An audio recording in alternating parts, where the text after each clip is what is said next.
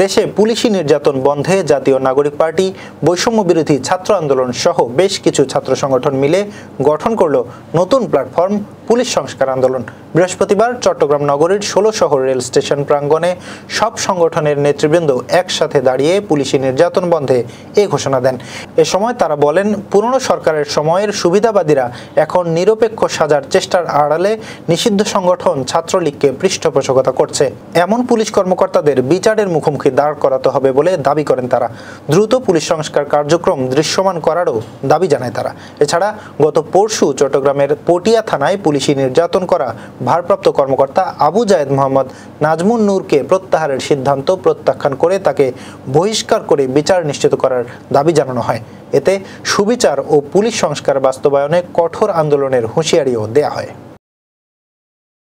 আমরা বিশ্বাস রাখি যারা পুলিশে রয়েছেন, যে সকল পুলিশ সদস্যরা পুলিশে চাকরিরত রয়েছেন, আপনারা অনেকে পুলিশের সংস্কার চান। আমরা চাইব আপনারা আমাদের ভাই, আপনারা কাঁধে কাঁধ মিলিয়ে রাজপথে আসবেন।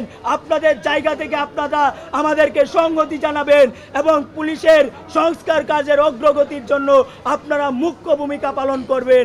এটা শুধুমাত্র আমাদের দাবি নয়, এটা এদেশের মানুষের দাবি, এটা এদেশের প্রত্যেকটা পুলিশ সদস্যদের